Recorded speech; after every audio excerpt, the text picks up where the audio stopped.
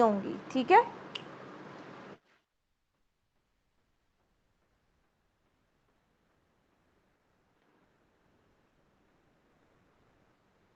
और iron deficiency के लिए मैंने आपको बताया कि मॉनिटर कैसे करना है आपने, सीरम फेरेटिन से। अच्छा, अगर पेशेंट का फेरेटिन इंक्रीज हो रहा है यानी कि सिडरोसिस हो रही है, तो उसके लिए आयरन चिलेटिंग एजेंट देते हैं। What is the name of that agent?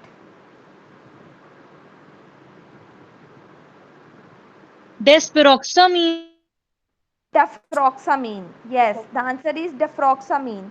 इसके अंदर अब आपके पास जो हिस्ट्री दी होगी वो ये दी होगी कि जॉन्डस है पेशेंट को, लिथार्जी है, उसकी स्प्लीन इनलार्ज हुई है। स्प्लीन इनलार्ज का मतलब है कि आरबीसी बहुत ज़्यादा हो गए हैं जिसकी वजह से स्प्लीन का साइज़ बड़ा हो गया है। तो आपने क्या करना है, फेरेटिन उसने दिया हुआ है 2000, तो आपने क्या करना है, उसको इस तरह का एजेंट देना है जो चिलेशन को कम कर सके, that is डेफ्रॉक्सामीन।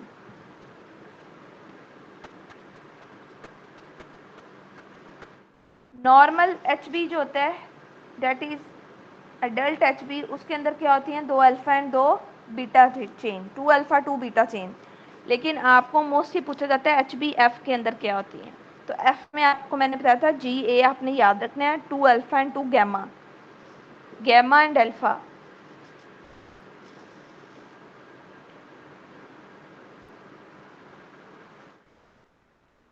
Peripheral blood smear के अंदर लेड पॉइजनिंग के अंदर क्या आता है, बेजोफिलिक स्टिपलिंग, ये मैंने आपको बता दिया पहले ही।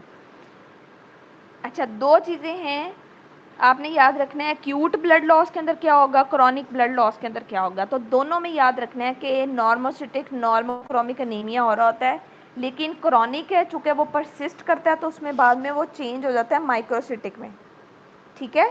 तो नंबर 1 क्या होता है कि नॉर्मोसिटिक नॉर्मोक्रोमिक होता है, लेकिन क्रॉनिक में बाद में क्या होता है, माइक्रोसिटिक एनीमिया हो जाता है।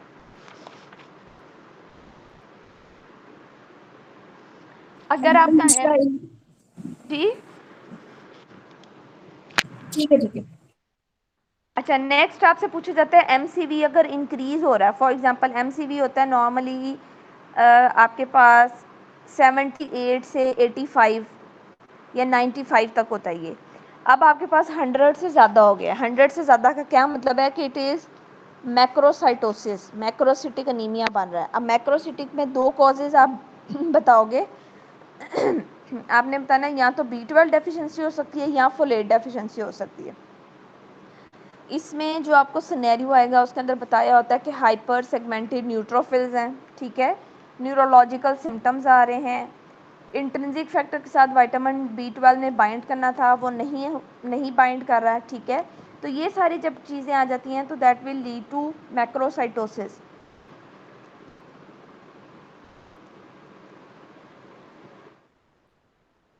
अब इसमें देखें उसने बताया यहाँ पे आपको कि न्यूरोलॉजिकल सिम्टम के अंदर पेरिफेरल सेंसेशन या टिंगलिंग सेंसेशन आएंगी हैंड्स और फीट के अंदर।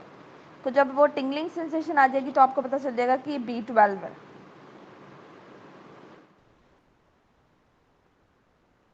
अगर एक पेशेंट आपके पास आता है उसके अंदर B12 डेफिशिएंसी भी है और फोलेट डेफिशिएंसी भी है, किसको सबसे पहले आप ट्रीट करेंगे?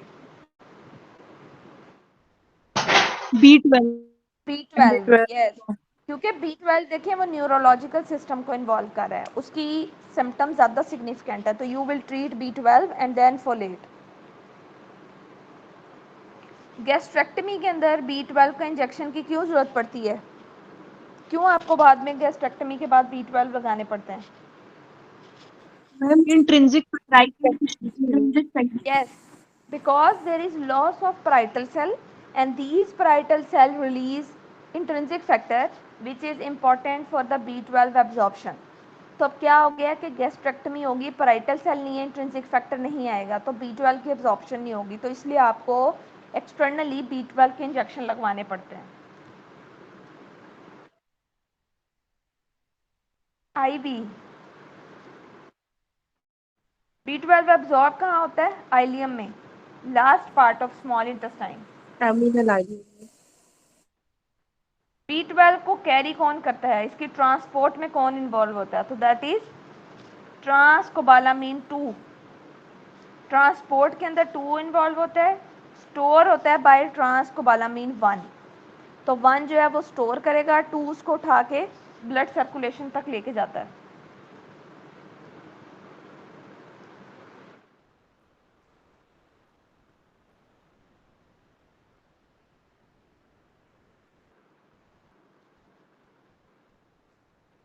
बाकी सारे जो आगे सिनेरियो हैं वो B12 के ही हैं, ये ऑलरेडी भी डिस्कस किए हुए हमने। सबसे इम्पॉर्टेंट चीज़ इसमें आती है पर्नीशियस एनीमिया। पर्नीशियस एनीमिया का याद रखना है कि जब भी कोई ऑटोम्यून डिजीज़ होती है तो उसके अंदर पर्नीशियस एनीमिया होता है। For example autoimmune atrophic gastritis हो गया पेशेंट को, inflammatory bowel disease, ulcerative colitis, Crohn disease हो गई है, कुछ भी हो गया तो उसके अंदर कॉज अनीमिया का क्या होता है, पर्नीशियस एनीमिया।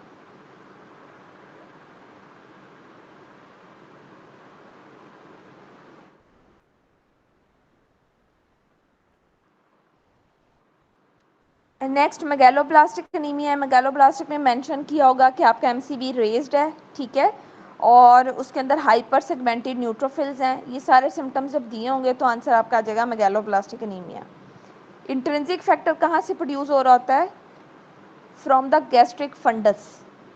कहाँ से आता है, फंडस से आता है, ठीक है। F stand for factor and F stand for fundus. और कौन से सेल प्रोड्यूस करते हैं, पैराइटल सेल प्रोड्यूस करते हैं। अगर एंटी इंट्रिंसिक फैक्टर एंटीबॉडीज आ गई हैं तो इट मीन कि ये ऑटोम्यून डिजीज़ है, तो उसके अंदर क्या आएगा, पर्नीशियस एनीमिया हो जाता है आपके पास डायग्नोसिस। इसके अलावा G6PD डेफिशिएंसी बहुत इंपॉर्टेंट है, इसके बहुत ज़्यादा सिनेरियोज आते हैं, उसमें यही आपको दिया होता है कि हीमोलिटिक अनीमिया हो रहा है पेशेंट को, मोस्ट कॉमन कॉज होती है G6PD। उसके अंदर आपको ड्रग हिस्ट्री दी होगी, मैंने आपको बताया था कि ड्रग्स मेंशन की होंगी। फॉर एग्जांपल एंटी मलेरियल्स हैं, ठीक है, एंटी मलेरियल्स दी होंगी। उसके अलावा आपको सल्फोनामाइड्स, आइसोनाइजिड, एस्प्रीन, इनकी हिस्ट्री जब दी होगी तो आपको पता चलेगा दिस इज G6PD डेफिशिएंसी। और हिमोलिसिस हो रही है, अगेन इसमें जॉन्डस होगा पेशेंट को, कोला कलर्ड या डार्क कलर्ड यूरिन पास होगा, तो ये सारे सिम्टम्स आ जाएंगे, this is G6PD deficiency. Hereditary spherocytosis के अंदर स्फीरोसाइट्स का वर्ड मेंशन होगा, उसमें आपको पता चल जाएगा कि ये hereditary spherocytosis and it is a brain membrane defect. इसमें मेम्ब्रेन का डिफेक्ट हो रहा होता है जिसकी वजह से आरबीसीज की शेप चेंज हो जाती है।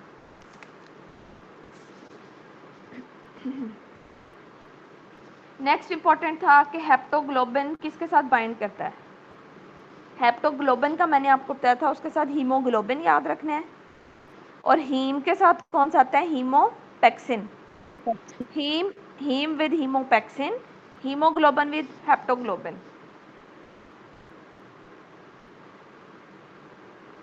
G6PD किस टाइप की डिजीज है, एक्स लिंक्ड रिसेसिव डिजीज है ये।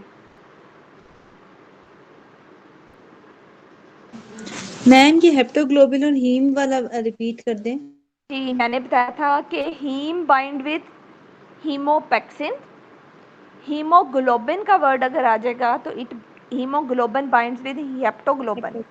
Okay ma'am. अच्छा, यहाँ पे जो हम पीछे बात कर रहे थे कूम्स टेस्ट की, अब उसने बताया कि 65 ईयर ओल्ड पेशेंट है, जॉन्डस है, उसको HB 4.5 पे है, बिलीरुबिन इंक्रीज है, रेटिक काउंट 9% है, रेटिक काउंट भी इंक्रीज है, तो पोलीक्रोमेसिया क्लम्प्स आ रहे हैं, तो डायग्नोसिस। अब जॉन्डस आपको बता रहा है कि हिमोलिसिस हुई हुई है, बिलीरुबिन इंक्रीज है, तो हिमोलिसिस के लिए हम कराते हैं कूम्स टेस्ट। तो इसका कंफर्म कैसे करना है आपने डायग्नोसिस, आप कूम्स टेस्ट कराओगे, ठीक है। Coombs test is used for hemolytic anemia. अगर स्फीरोसाइट्स आपको नज़र आ गए हैं और अगेन रेटिक काउंट ज़्यादा है तो फिर आपने क्या कराना है, मेम्ब्रेन डिफेक्ट है तो आपने मेम्ब्रेन स्टेबिलिटी टेस्ट कराना होता है, जिसके अंदर आरबीसी की शेप आपको पता चल जाती है कि आरबीसी की शेप डिफेक्टेड है।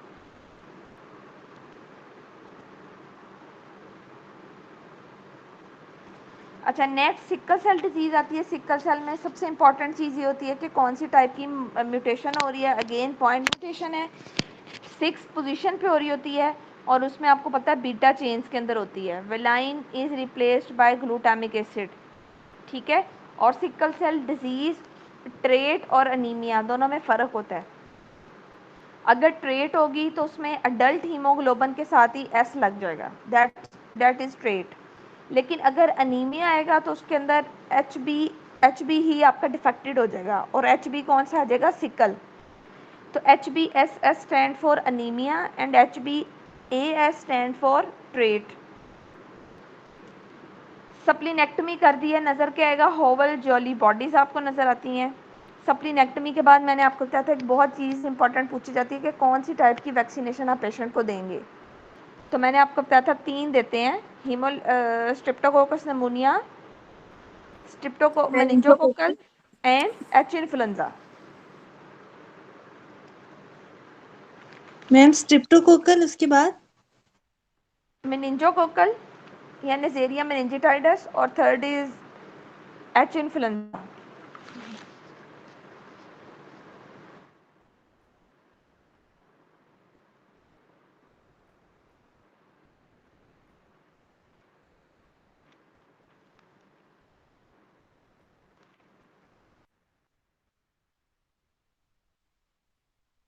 मैं यही बताने लगी हूँ बाप को कि बेटा एक जगह पे लिखा हुआ है इधर मिससेंस म्यूटेशन, एक जगह पे लिखा हुआ है पॉइंट म्यूटेशन।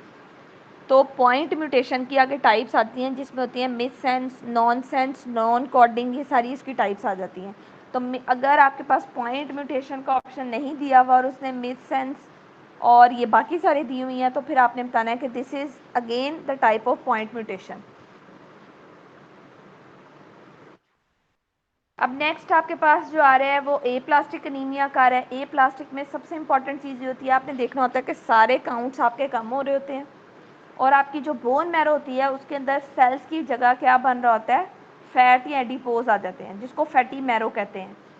तो मैंने आपको बताया था कि अगर इसकी डायग्नोस्टिक फाइंडिंग पूछी जाए या बोन मैरो का पूछा जाए तो आपने बताना है कि fatty marrow more than hypocellularity. Number 1 पे आपने फैटी मैरो को टिक करना है, नंबर 2 पे आपने हाइपोसेलुलर बोन मैरो को टिक करना है।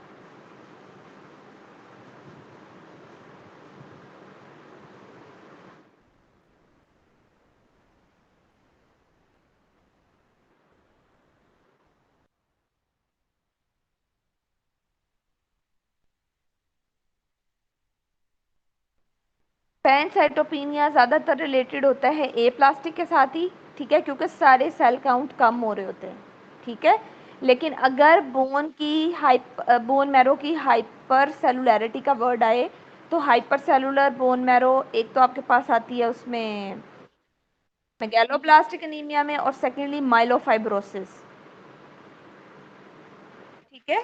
तो pancytopenia is most commonly related with A plastic anaemia. Ma'am ये प्लीज पॉइंट रिपीट कर दें जो आपने दो बताए, मेगालोब्लास्टिक एनीमिया और दूसरा क्या था? मैंने बताया कि बेटा अगर तो हाइपर सेलुलर बोन मैरो की बात हुई है